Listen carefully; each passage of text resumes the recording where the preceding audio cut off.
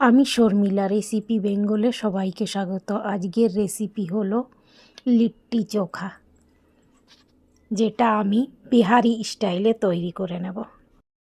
আমি কিছু রসুন থেতো করে নেব, আর যেটা এই বেগুনের ভেতর আমি ভরে নেব। আর বেগুনে আমি অয়েল লাগিয়ে নেব, সঙ্গে টমেটোও অয়েল লাগিয়ে নেব। যেটা থেতো করে দিলে রসুনগুলো পোড়া হবে ভালো, বেগুনের ভেতরই দেব।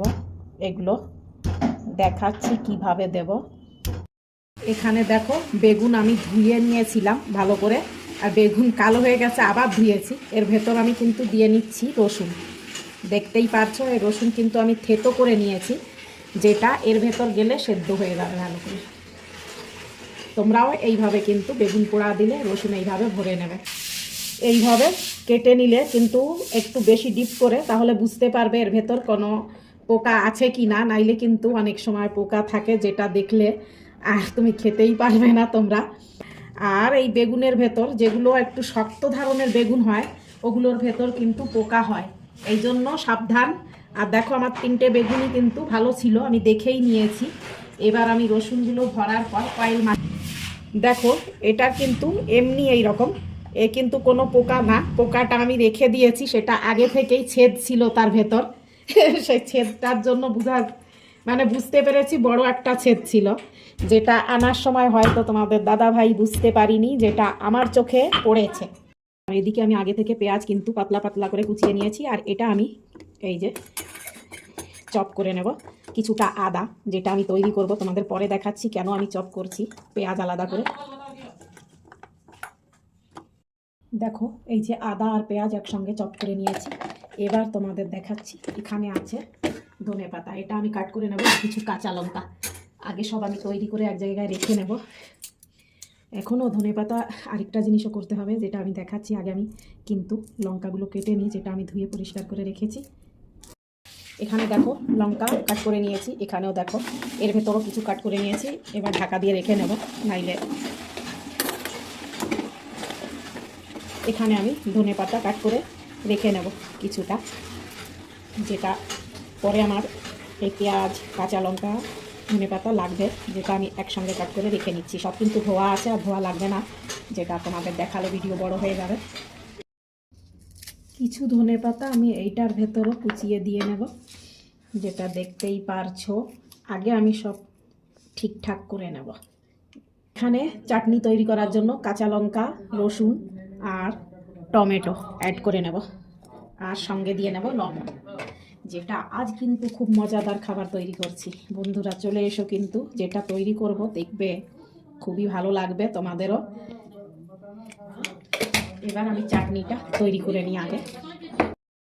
তোমরা চাইলে ছোলার ছাতু দিয়ে তৈরি করতে পারো, আর আমি কিন্তু বেসন ভেজে নিচ্ছি। আমার কাছে ছোলার ছাতু নেই এখন, তো আমি কিছুটা বেসন ভেজে নেব। তোর মতো তৈরি হয়ে যাবে ভাজলে, রোস্ট করে নিলে, বুঝতেই পারছো। আর আমি ভালো করে রোস্টই করে নিচ্ছি।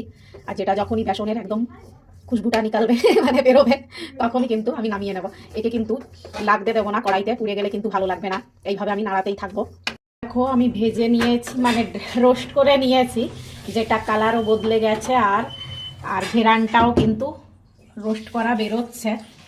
এবার আমি এইটা গ্যাস অফ করে ভালো করে নাড়িয়ে ঠান্ডা হতে দেবো, নাইলে এখানে ছেড়ে দিলে আবার তলা থেকে জ্বলে যাবে। কড়াই গরম আছে, এই জন্য এইভাবে আমি নাড়িয়ে নেব ভালো করে।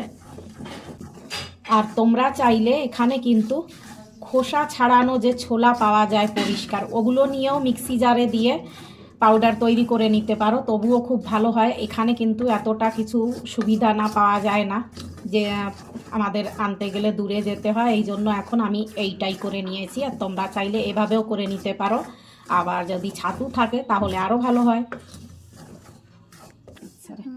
আমি তো তেলে ভাজবো না, আমি ভৌরির মতন করে এখানে দিয়ে নিয়েছি আমি। এবার এখানে আমি যেটা লবণ অ্যাড করে নেব করব, যেটা হচ্ছে জাভাইন।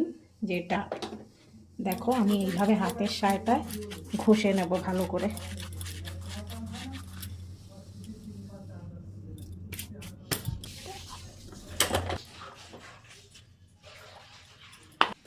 এবার অ্যাড করে নেব ধনে পাতা, পেঁয়াজ, আদা, এগুলো সব কুচি, কাঁচা লঙ্কা।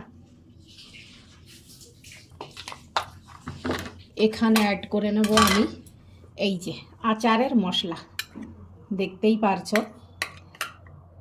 তোমরা চাইলে লেবুর রসও দিতে পারো এখানে।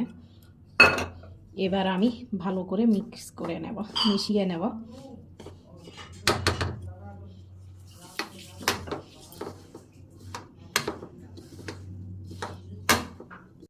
পেঁয়াজ কুচি এগুলো সব অ্যাড করে নিয়েছি। তোমরা চাইলে টক বেশি খেতে চাইলে লেবুর রস অ্যাড করে নিও। আমি কিন্তু অতটা টক খাবো না, কেননা সঙ্গে চাটনি থাকবে, সঙ্গে ভর্তা থাকবে, এই জন্য আমি টকের পরিমাণটা কমই দিয়েছি। এবার এটা আমি আলাদা করে রেখে নেব। সামান্য একটু অয়েল নেব হাতে, আর এইভাবে বেগুনেকে আমি মালিশ করে নেব। বেগুন, টমেটো এগুলো কিন্তু আমি অয়েল দিয়ে মালিশ করে নেব।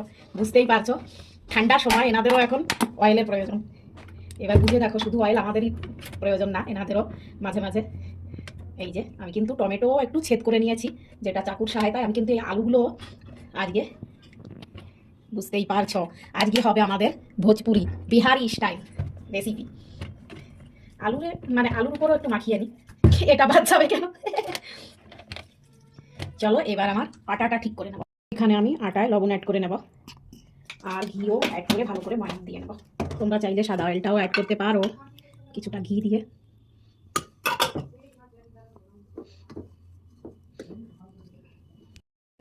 আমি কিন্তু দু হাত দিয়ে এইভাবে ঘষে ঘষে ময়ামটা দিয়ে নেব। এবার আমি অল্প অল্প জল দিয়ে ডো তৈরি করে নেব।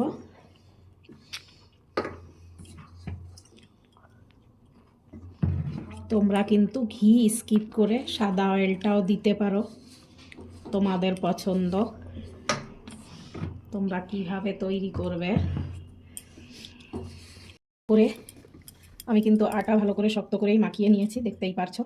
এবার আমি ছোট ছোট লই তৈরি করে নেব।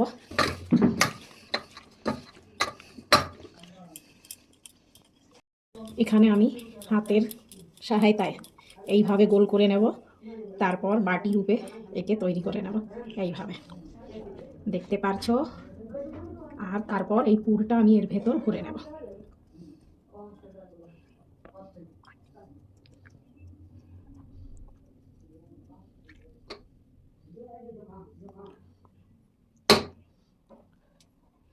এইভাবে মুখ আটকে নিতে হবে।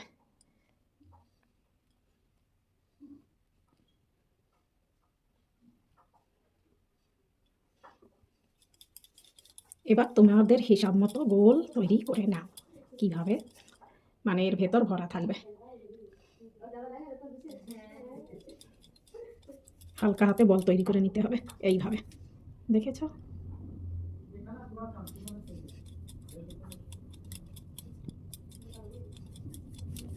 এইভাবে দেখো, আমি এই যে হাতের সহায়তায় কিন্তু চেপে চেপে বাটি তৈরি করে নিচ্ছি। তোমরা ছোট বড় তৈরি করে নিতে পারো। আর এইভাবে পুর ভরে নিতে হবে, নিয়ে এইভাবে সিল করে এইভাবে এইভাবে এইভাবে চেপে একদম জয়েন্ট করে সামান্য একটু উপরে থাকবে, তখন এইভাবে কেটেও এইভাবে নিয়ে প্যানে দিয়ে নিয়েছি ঘি সামান্য একটু একটু এইভাবে একটু গরম হলে তারপর এর উপর দিয়ে নেবো সাজিয়ে। এগুলো আমি দিয়ে নেবো, ঢাকনা ওইটাই হবে সাজিয়ে, ও কোনো ব্যাপার না।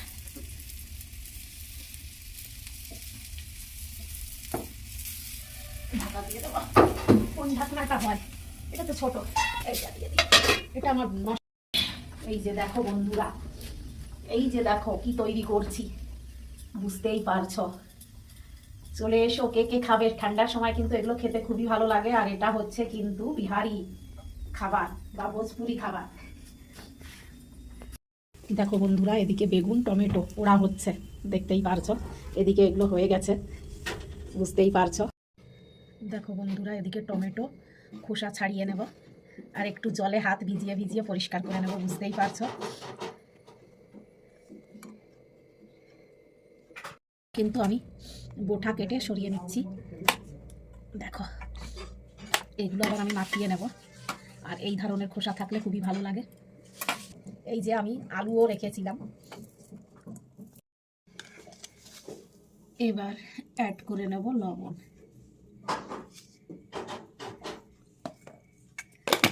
এবার অ্যাড করে নেব অয়েল, সরিষা অয়েল।